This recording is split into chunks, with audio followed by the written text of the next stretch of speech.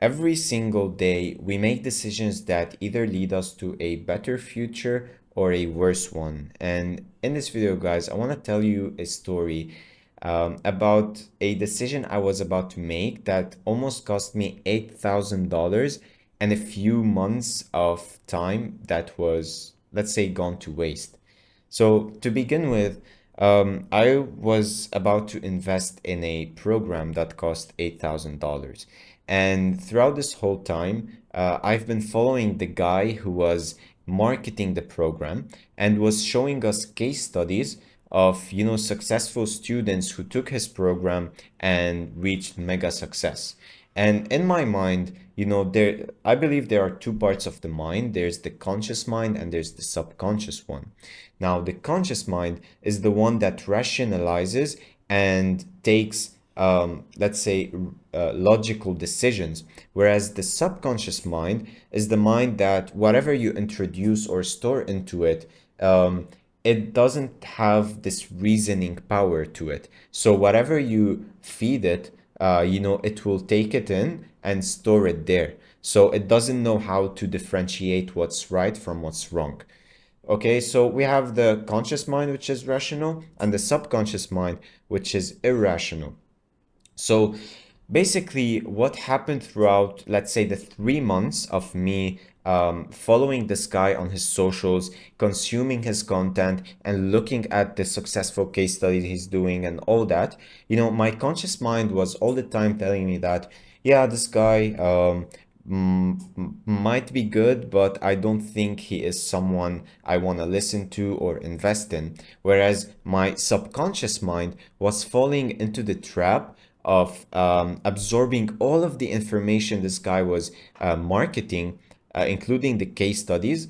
And, with time, because the subconscious mind, which is the irrational one, was the one that was storing all of the information, whether it was good and bad or bad, was the one that was about to make a huge decision that would have cost me this $8,000. Now, the reason it would have cost me this amount of money and time was because the program itself wasn't as valuable as it appeared to be on the outside.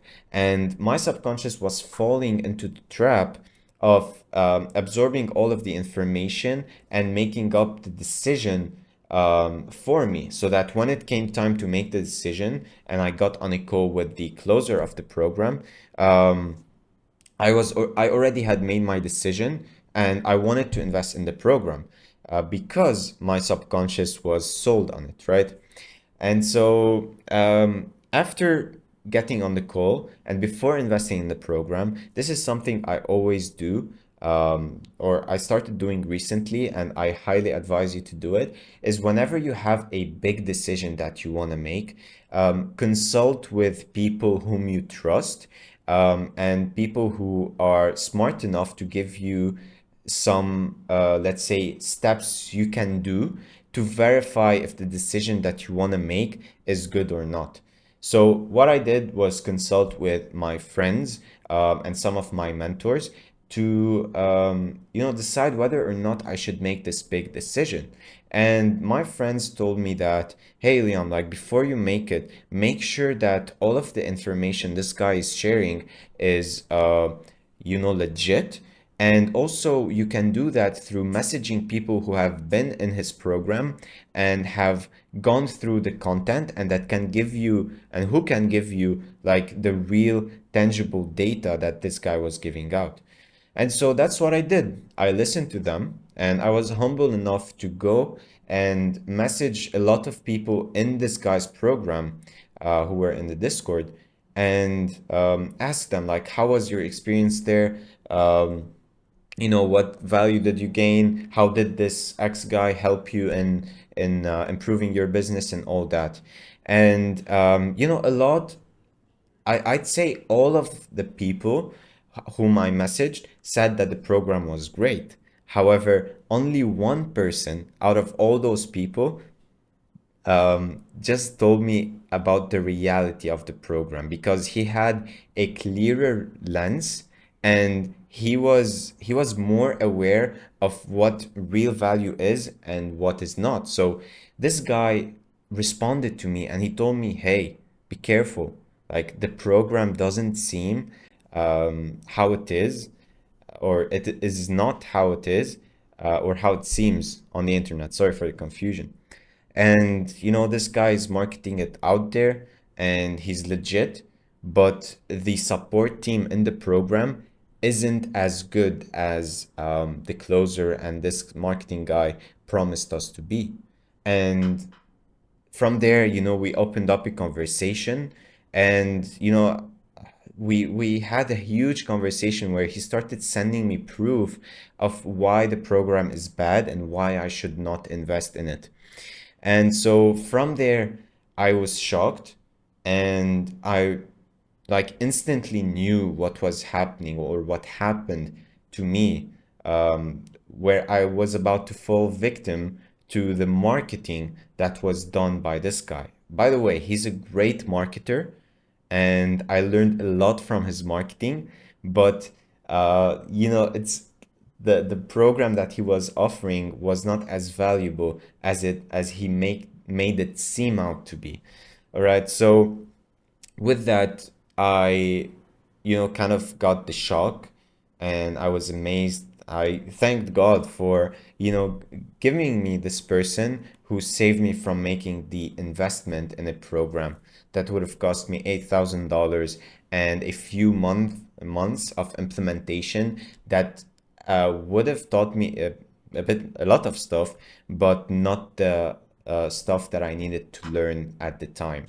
So, yeah, guys, the lesson from this is that the first lesson, let's say, is to always, um, you know, not trust anyone from what they say outside, on the outside. Everyone seems to be good. Even you watching me, like watching this YouTube channel, you gotta like analyze what are my intentions behind providing this free value, right? And I can tell you, like from my lens, my intentions from making those videos is to gather like a huge knowledge base of all of the information and the perspectives that I've gone through throughout this journey, and provide some value to you guys so that you can learn along the way.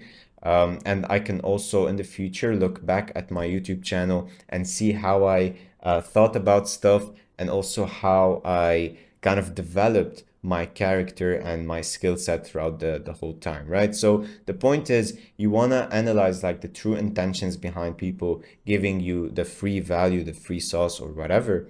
And let's say you trust those people, you can trust them, but always, always, always verify if they can be trusted.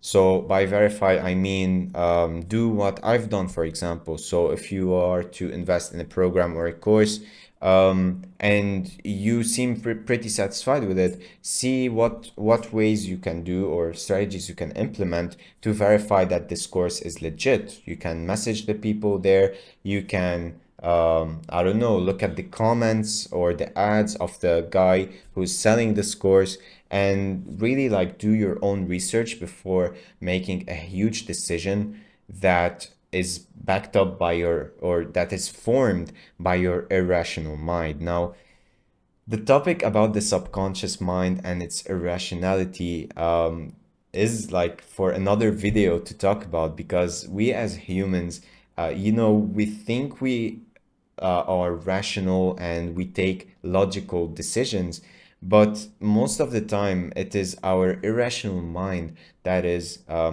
forcing us to make decisions based on the information, whether it's good or bad, that's stored inside of this irrational mind. So it's a like crazy thing that I learned recently. And I also learned that, the way people, like the greatest marketers, aren't the ones who necessarily sell you on the first time, or the first time you see their ad, you buy.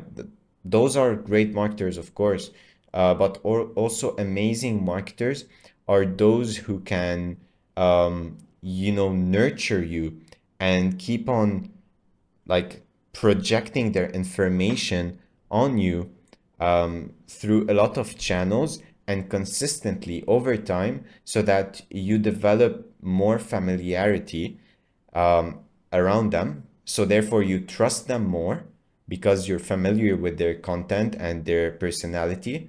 And with a long period of time, you know, when you hit an emotional threshold, okay? So an emotional threshold is when you've been facing a pain for a long period of time, and finally you hit a threshold that kind of forces you to act on this pain. And here's where people, a lot of them, they like when they hit this emotional threshold, they either you know, distract themselves with things, other things, to eliminate this pain temporarily and go on to live their lives miserably because they didn't solve the actual problem. And a lot of people act like immediately on solving this pain. And in my case, for example, because I hit the emotional threshold of this pain, you know, I had a lot of pain because I thought I was moving very slowly with the business.